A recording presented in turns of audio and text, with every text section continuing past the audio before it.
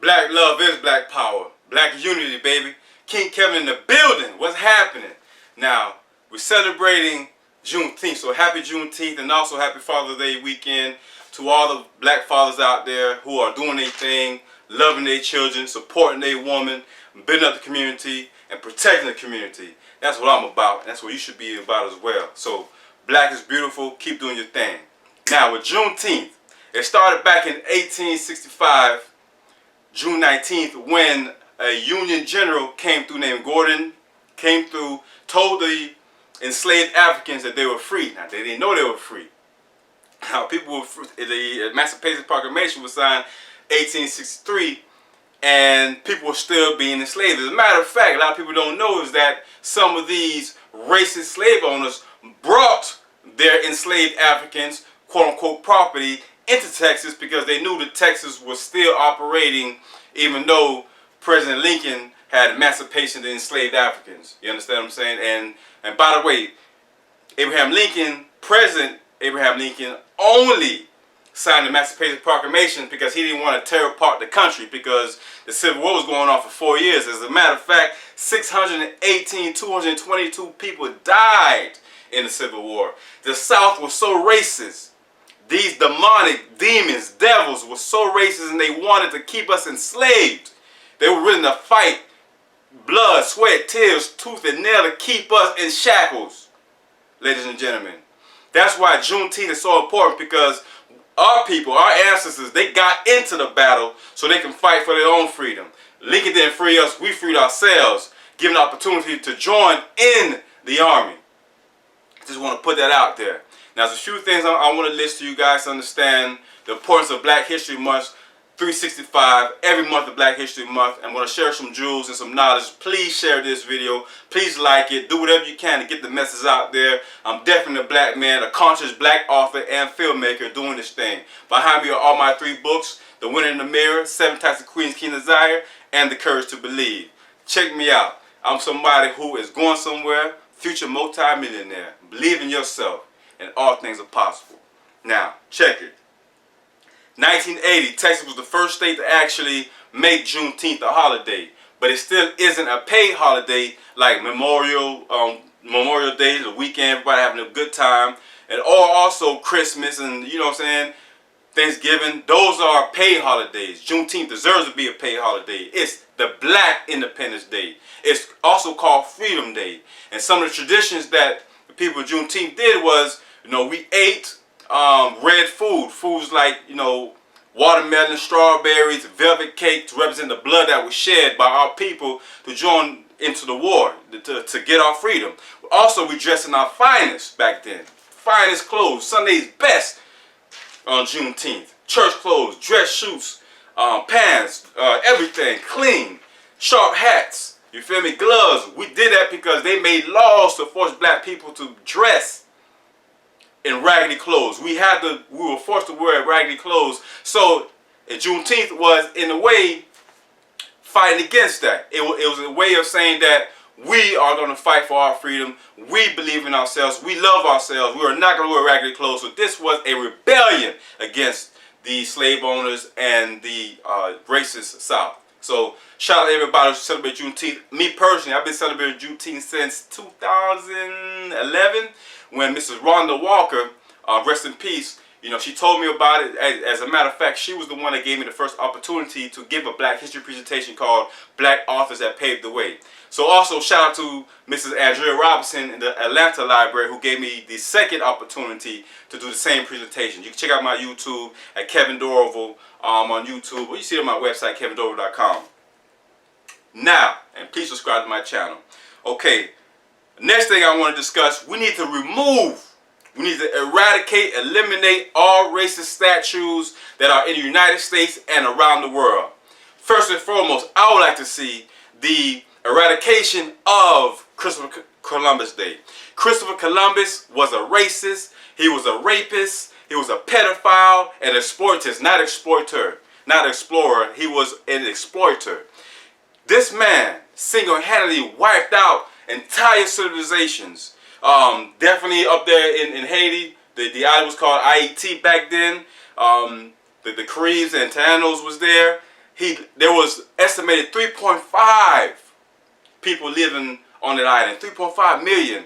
By the time he left, there was barely 300,000. Possibly only 100,000. There's no way he should be celebrated or even acknowledged on a federal level. I can't believe there's even statues about this man. There's one in Miami, down there downtown. As a matter of fact, not too far from the Miami Arena where Miami Heat played. The statue is still there. They tried to destroy it during the quarantine and the riots over George Floyd. Rest in peace, George Floyd. As a matter of fact, I got my shirt on. Black Lives Matter, straight up. George Floyd and Rashard Brooks, rest in peace, who just recently died here in Atlanta from a racist police officer, which I'm going to get into in a little bit. I'm here in Atlanta, and I actually went to that scene where Rashard Brooks was annihilated, assassinated. You know what I'm saying? On top of that, the police officer even stood on him while he fighting for his life. Which brings me to my next topic. There needs to be a psychological evaluation of all police officers. All to see whether or not any of them have racist views, or are they pedophiles, or have sexual predatory history. Because a lot of these police officers are sexual predators. And they should not be working law enforcement. And also a lot of them have racist views.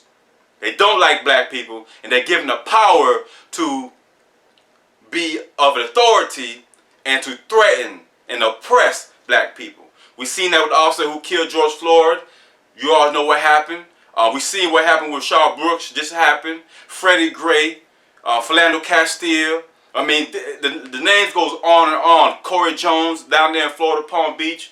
Rest in peace to these people. Trayvon Martin. There needs to be a psychological evaluation. I'm going to leave that alone. That must be put into law. We need to fight for that. You know what I'm saying? And also, a de-escalation policy need to be taking place. Next thing I want to see is Robert E. Lee and, what's his name? Andrew Jackson up there in Jacksonville. Jacksonville, actually named after this guy. He became the governor of Jacksonville. We need to get rid of that statue of him downtown Jacksonville. I've seen it myself as well. We need to get rid of that. You know what I'm saying? And possibly even change the name of Jacksonville. This dude was a racist. Not just a racist, but possibly a serial killer. Same thing with Columbus. These people are serial killers. They're racist. And they have a pernicious attitude towards us. And we need to get rid of them. Seriously. Alright? Now, reparations. Now or never. Now we have the attention of the world. If we do not get reparations now, we will never get it. Whatever organizations out there who are fighting for reparations, we need to and we must do something about it to help them make this into a law. Some people are against reparations. Some people are, don't believe that black people will get reparations. But I'm going to share with you some organizations right now who are heading movements for reparations. Because if we don't get it now, we will never get it. We need to get behind them 1,000%. I don't care if we need to donate money.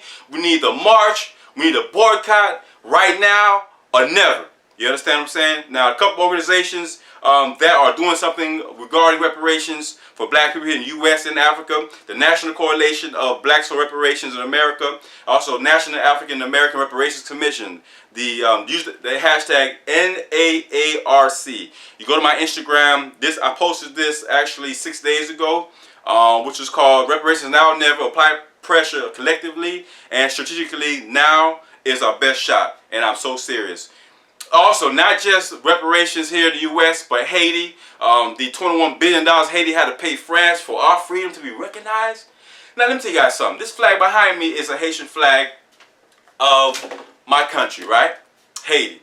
The first country to fight for their freedom and also create a state. The first black republic, and this was very powerful history, led by the General Toussaint Louverture, Jean-Jacques Dessalines, Henry Christophe, and a few other generals that held it down, that told those white folks what they could do with their slavery, and we put our foot in their ass. You feel what I'm saying? That's what we did back in 1803. The war was from 1791 to 1803. So we fought for our freedom. We didn't wait for it.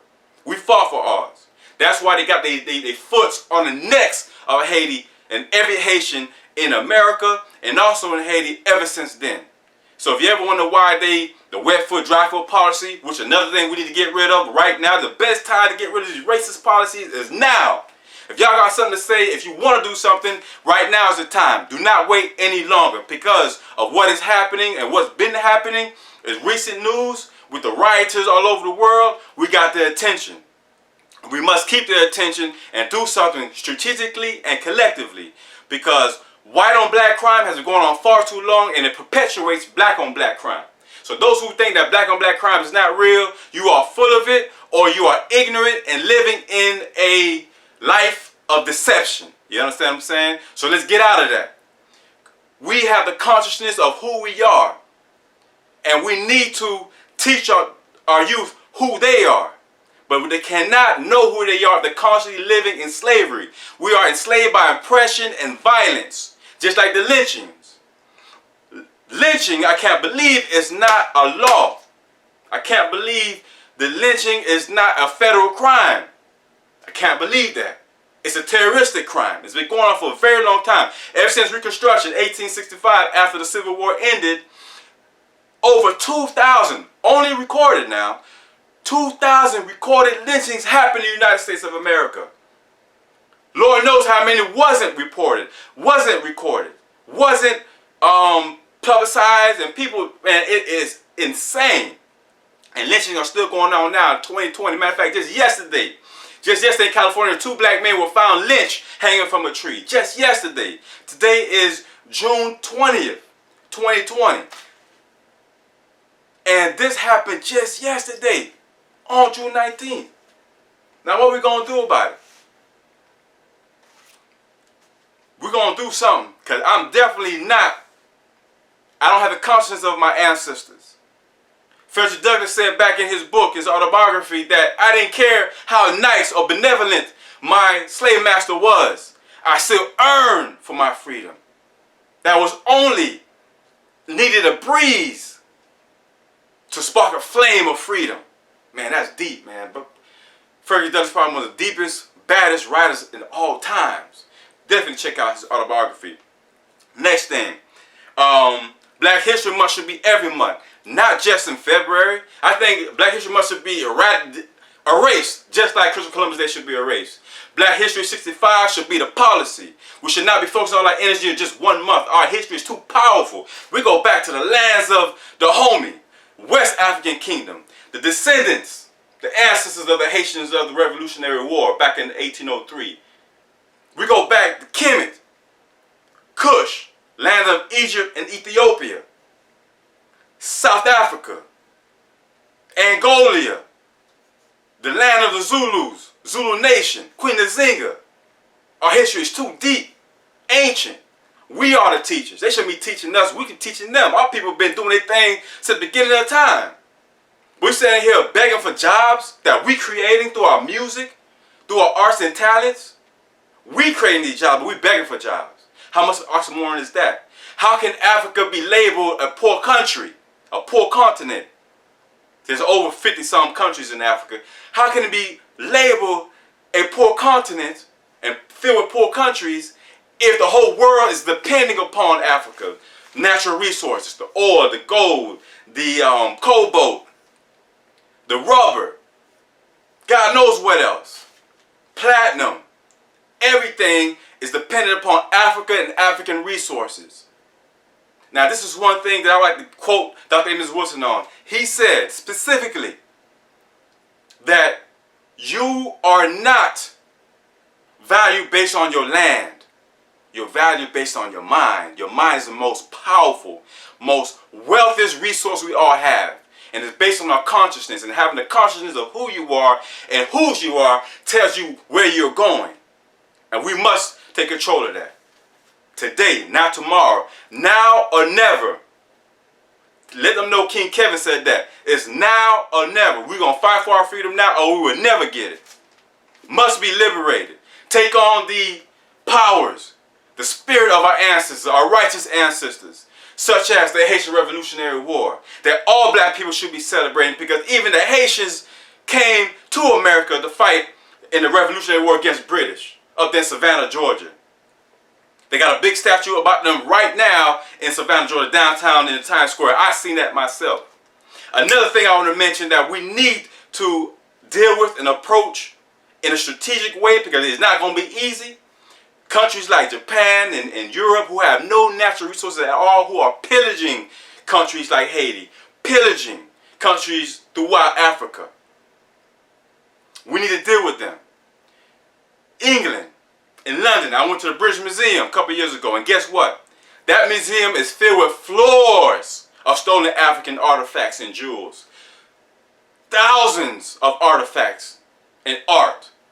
Gold, diamonds, everything. The crown jewels itself that's sitting in the Buckingham Palace. That place should have been raided. Now, I ain't gonna lie though. You come to Buckingham Palace, you better be strapped. Because them boys, they got F-16s, AR-15s, you name it. They got it. They loaded up to protect those crown jewels. And they know that that stuff is stolen from Africa. They know how many hands were chopped off. Babies were mutilated. Women were raped. Men were castrated to serve them all the gold and jewels, and so they could look pretty and nice. They have little to no natural resources, but still seen as one of the richest countries in the world. My brothers and sisters in London, up there in the UK, y'all need to be protesting and marching up there at Buckingham Palace, demanding those things get returned back to Africa and to the museums that are there, so that our people can have something to appreciate. Ladies and gentlemen, last thing I want to mention as well is the political prisoners. The political prisoners who've been locked up. They got brothers such as Muhammad Abdul Jamal, who've been locked up 66 years since 1981. That is crazy. Anthony Bottoms, who goes by the name Jalil Magaladon, I know I'm pronouncing his name wrong, but you know who I'm talking about.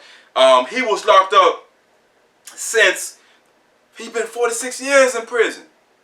All the political prisoners need to be, must be, they must have a retrial, because the retrial will allow them to have a fair trial with a jury amongst their youth, amongst their peers, because that's not happening. These people, Social Security, they have a $2 million bounty on her head. That needs to be released, because she was tried, all-white jury, and then they try to beat her and kill her in prison, and I don't know if it was a Black Liberation Army or what, came and freed her, and now she's hiding in Cuba. I don't think she's in Cuba anymore, because the policies have changed. I hope she's not in Cuba anymore. But anyway, ladies and gentlemen, that's all I gotta say. Definitely, if we don't deal with the white on black crime, there's no way we can deal with black on black crime. I host the annual Black on Black Crime Solutions panel every year. This year we're hosting it in Atlanta. We're looking for people to support what we're doing. This is our 6th year doing it. Go to my website, KevinDorival.com, or my nonprofit, which is a 501c3, The Courage to Believe International, to learn more information. I'm King Kevin Dorival. Check me out, KevinDorival.com. Black power is black love. Y'all be blessed. Protect our women and children. You straight up. Black Kings. Happy Father's Day. Y'all be blessed. Peace.